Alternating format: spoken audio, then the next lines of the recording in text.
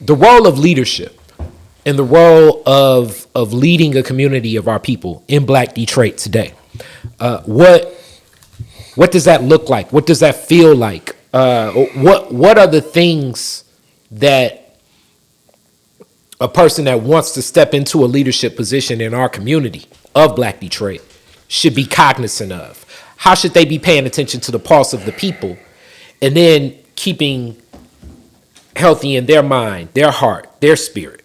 What is that? What is that essence that leaders should have, and also how in leadership are they submitting to the will of the people?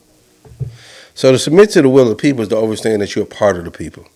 To submit to the will of the people is to understand that you're a part of the people, that you're a product of the people.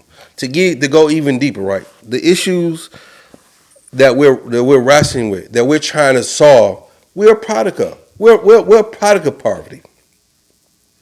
All right, and I need to detour just a minute. I remember seeing in a commercial where LeBron James says he comes from humble beginnings. And there's many of us who take that same concept, right? Because we come from poverty that made us humble. Fuck no, that's a backwards thinking. It's nothing about poverty that makes you humble.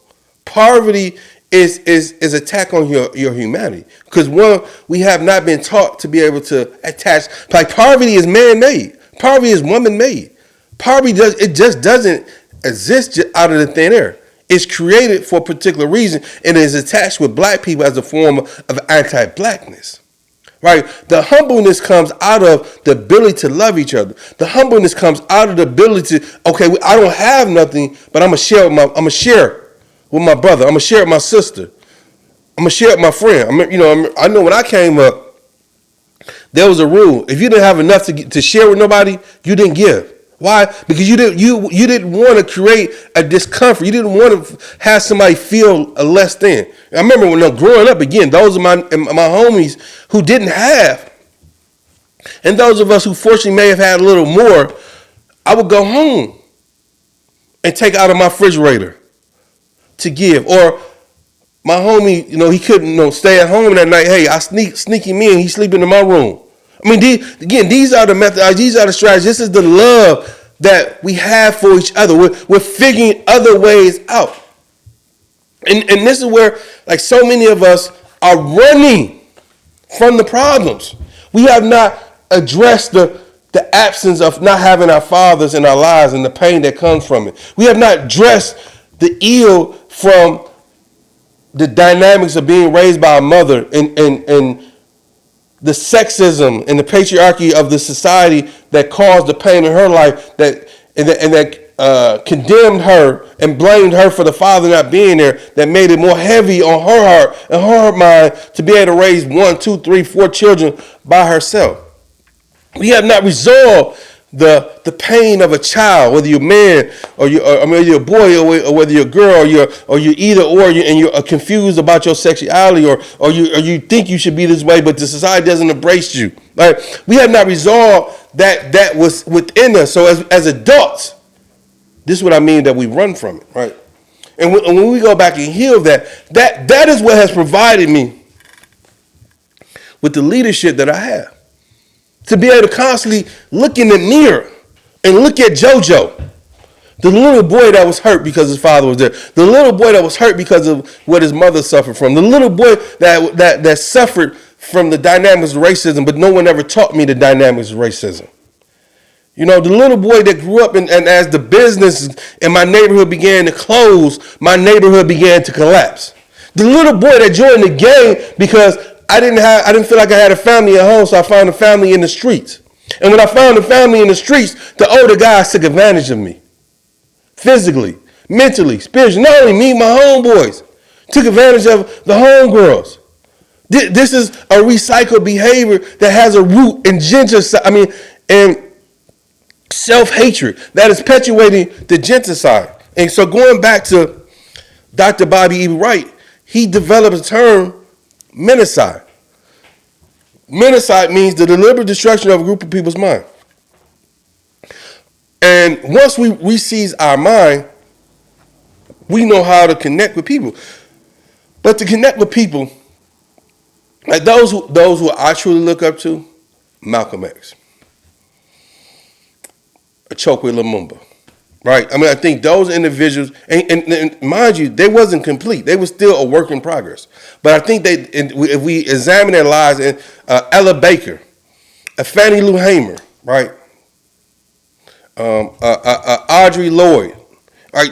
When we examine these individuals, we see leadership, but we see their leadership is resulting in loving the people. No, Bunchy Carter, another example. He said, my judgment of recruiting you was determined by how much love that you have for the people. So as an organizer, your love came out of you come from that environment. If you come from that, again, Kari, why would I send you on Tireman and you off Davidson? Go on Davidson, bro. You know all the people. You know the liquor stores. You know the gas station owners. You know the little homies over there. Go organize that. And then as you get experience, now we'll send you on Tireman. Now you have a model. Now you have a framework that you can go do. And that's like people who reach out to me, like, how can I duplicate this in my neighborhood? Well, come and get a taste of it. See how, because it's more than just, of buying backpacks. Because in the early process, the first major event that I helped organize, which ultimately turned into the backpack event, was a school drive. We only got like 20, 30 people that came out. We only had like 20 or 30 people that came out. I was discouraged. I was hurt because, again, you think people going to come out in groves. But sitting through that pain, sitting through that hurt, and realizing like people, they knew me as JoJo. They didn't know me as Yusef. But now some people can't even pronounce my name. But they talk about the backpack event. They talk about the Mama Cool House. They can talk about the Urban Network. Right, and vice versa, because the work is, when we make the work about our individual selves, see, that's a failure in our leadership. We have too many so-called leaders, so-called leaders, where the work is about themselves. That's what capitalism does. But also, we have to stop of being so quick to call somebody a leader. Like, because the definition that we're giving as a leader may not be your definition. But again, if you sit there and you examine the history of individuals, their flaws, like Elijah Muhammad. Like, okay, Elijah Muhammad, he had a thing for girls, for women.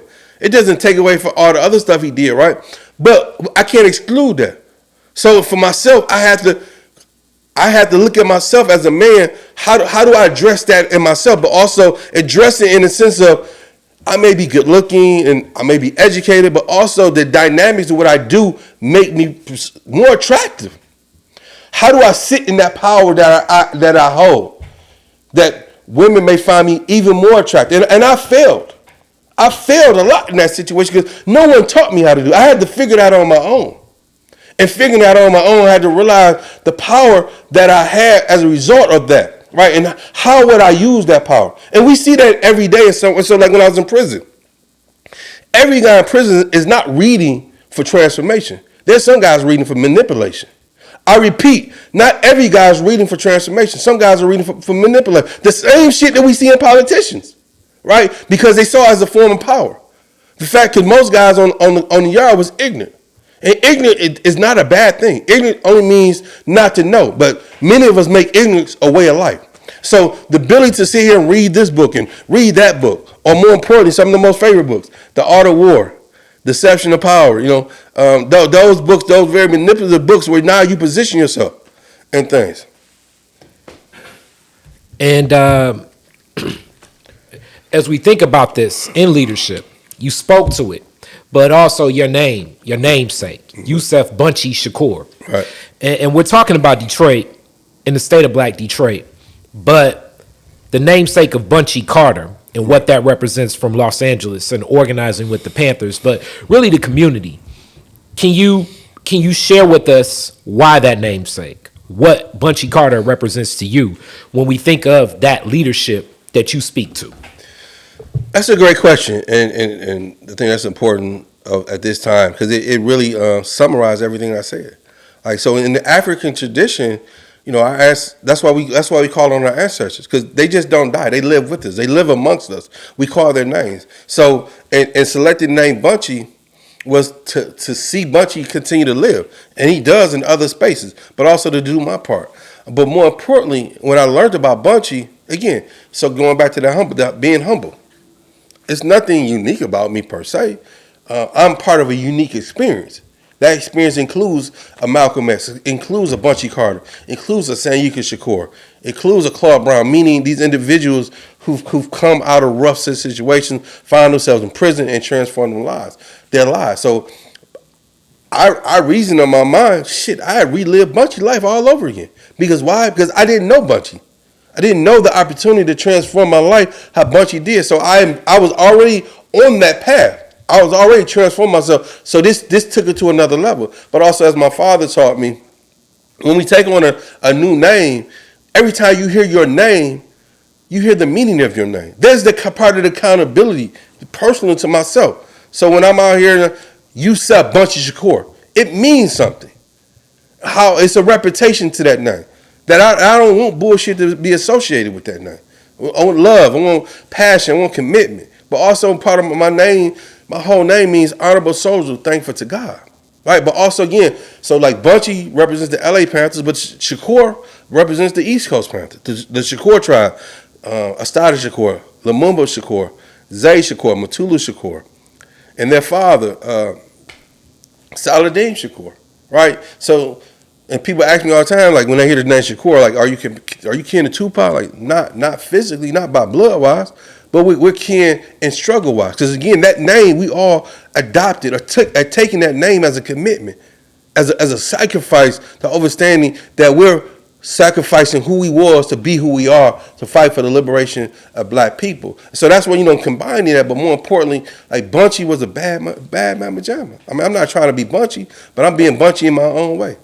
Combining, like there's a lot of similarities, and again, being humble, like being the humility of it, is like I'm walking in his footsteps, and I'm creating a pathway by connecting those dots.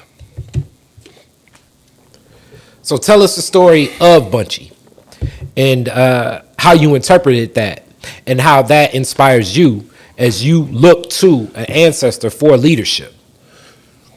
So I remember reading This Side of Glory. It's a book written by David Hilger. David Hill was the chief of staff of the Black Panther Party. Bunchy will be considered, or what we would consider, culture. Bunchy was educated, formally and informally. And he was a great speaker. And Elger, he struggled with speaking. And Bunchy told Elger, like, hey, man, no, you could do good at this. Just focus on what you know, not what you don't know. And when I read that, that was very, very powerful, impactful to me. So even as we celebrate Kwanzaa, and those of us don't, some of us know the story, and some of us don't know. And so I think we'd be remiss if we didn't mention this. Bunchy Carter and John Huggins was assassinated at UCLA in Los Angeles by folks who appeared to be members of the US organization, who leader at the time was Ron Karenga, who we associate Kwanzaa with.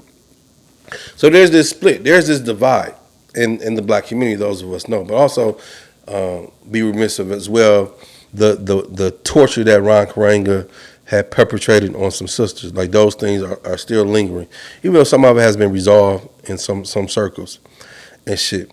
But in Taste the Power, written by Elaine Brown, she talks about like somebody, some rank and file members, again, because they had not totally transformed themselves, they're engaging this feud between the ORSA organization and the Black Panthers, where they did something to antagonize Ron Karenga and his organization, and they responded to Bunchy, whatever, and Bunchy pulls up on the members and saying, in a nutshell, like, black people are not our enemy, that we have to resolve this contradiction. And that's again, it's so easy to fall into being a nigga. It's so easy to fall into this ego thing. Bunchy, again, his commitment, his love was for the people. Like here was a guy, and through organizers, that they would organize parties And it was political parties. Again, when I say political, we're not talking about electoral. We're talking about the conscience of building, organizing people. And then at the halfway through the party, they would cut the music off, and Bunchy would get up there and recite a poem, and he would recite some other things, right? So instead of trying to impose the ideology and the practice of the Black Panther Party, he used the party as a way to introduce it. And I just conclude this, man. I remember reading somewhere where it said that all the women wanted Bunchy and all the men wanted to be like Bunchy. He was a powerful brother.